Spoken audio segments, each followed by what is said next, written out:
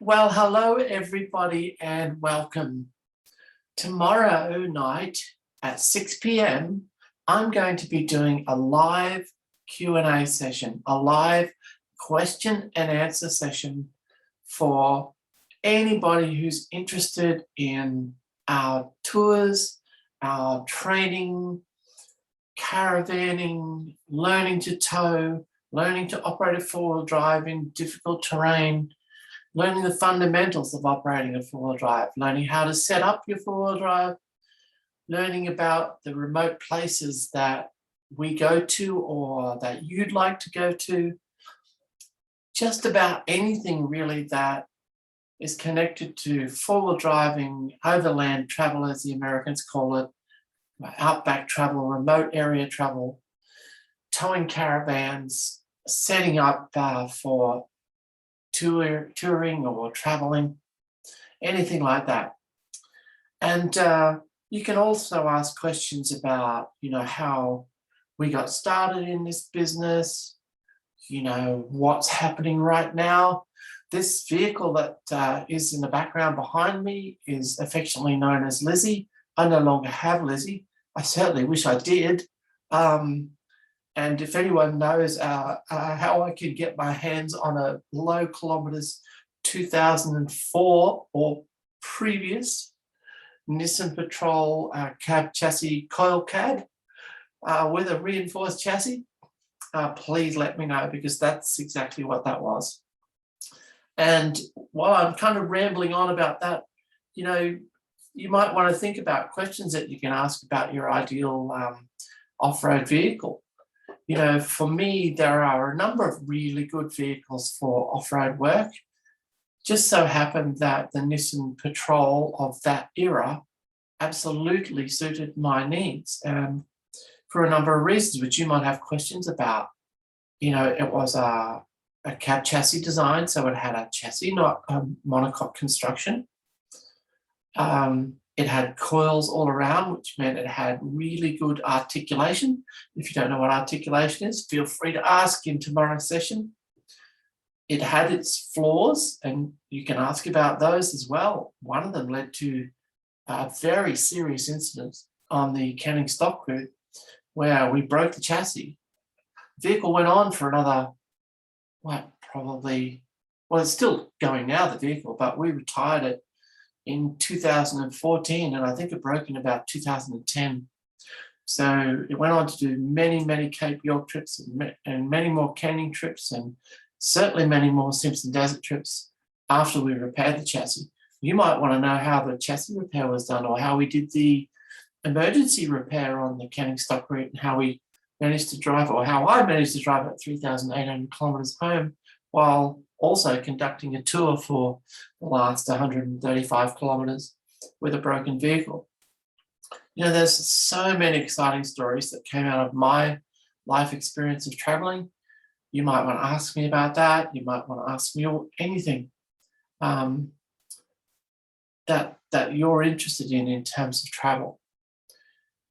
While I'm talking about this particular vehicle and the image that's behind me, I'm trying to remember what year it was taken, and my guess is either 2010 or 2011, because both of those years were extremely wet years.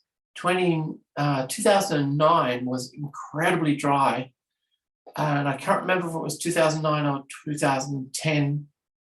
It's a bit blurred for me these days, when the Simpson Desert had experienced a really, really bad year, and it was incredibly dry, and the tracks had simply disappeared, blown away, despite them having been around since like 1963 or something like that. So I don't recall what year it is. I'm guessing 2011. And the water behind this dune here is Lake Napradika, which is on the Birdsville side of Big Red. And the dune that Lizzie is parked on here is in fact Big Red. And we had to actually traverse our way along, sort of going this way, southwards along the edge of the dune there, rather than cross directly where those two gentlemen are standing, roughly there somewhere the road goes across. And you might have questions about that. You might have questions about, when do you cross the water? Where do you cross the water? Do you cross the water? Things like that, because I know in the Hay River trip of 2011, I think it might have been, which probably is the trip after this one, we had a very successful trip up the Hay, and Pat Callanan and his crew had a less successful trip. So g'day to Pat and g'day to everybody else who was on that particular trip. From my memory, Pat and I caught up with each other in the Birdsville Bakery. And I think he had his hat kind of turned down like this. He didn't want to be recognised by anybody, I suspect. So I just quietly said g'day to him. And then later on, I lent him my my water hose so he could fill the tanks on the T-van. I think it was that year anyway that Pat's crew got rather bogged on the Hay. They also got the National Parks Rangers vehicle rather submerged in Air Creek.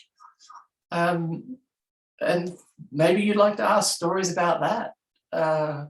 But we successfully negotiated the Hay River trip that year through 125 millimetres of rain. There was water this deep in one of our campsites, and we had to find some high ground and set up a tarp and do a whole bunch of things, start a fire in the pouring rain. You might want to know, how do you start a fire in the pouring rain? That's pretty interesting. You may have all kinds of questions about the Hay River track and so on, the Kenny Stock route or the Simpson Desert crossing or whatever. Lots and lots and lots of my clients travel with me 5 and 6 times. They did many, many different trips with me.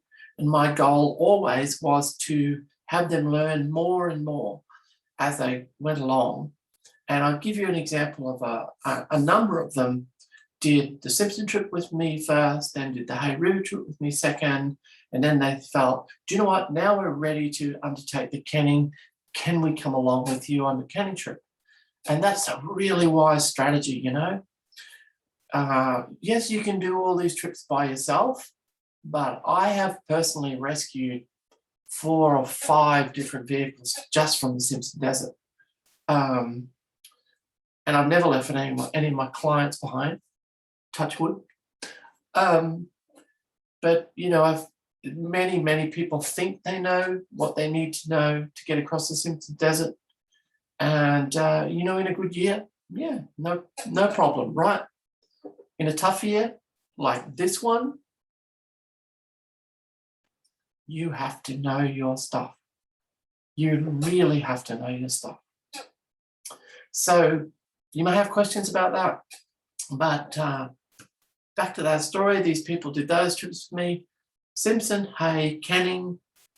Some of them went on and did the Cape as well, and various other trips across the top, Kimberley, so on and so forth. And then they started doing the really interesting stuff, Len Bedell's roads, or, finding their own ways around various places. Look, the Kenning is an incredibly difficult journey. In fact, it causes me the most stress of all the journeys that I do. And it is one that is an incredibly serious undertaking. And as our vehicles get less capable and softer, it's even more difficult to do the Kenning. I don't know what it's going to be like in the next few years, whenever the Kenning opens up again. I kind of suspect that unless there's a lot of pressure to do otherwise, it might not open. I can't see an incentive for the traditional owners to open it up. It just brings them trouble. The amount of vandalism that occurred on the Calvert Ranges, for instance, that resulted in the Calvert Ranges closing, was terrible, horrific, horrible stuff. And, I've had a long association with that part of the world and with the population in the communities out there. And so much so that I even went to the trouble of learning to speak Pinajara so that I could, have more meaningful conversations with people out there, particularly some of the older people.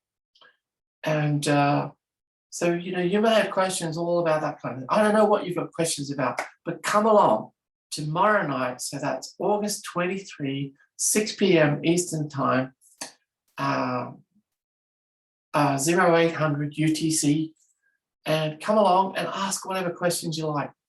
I think it could be a lot of fun. I've never done this before on YouTube. I don't know how it works. I think you can type in your questions and I answer them that way. We'll see what happens. But I'll try and get set up for 6 p.m. tomorrow. See you all then.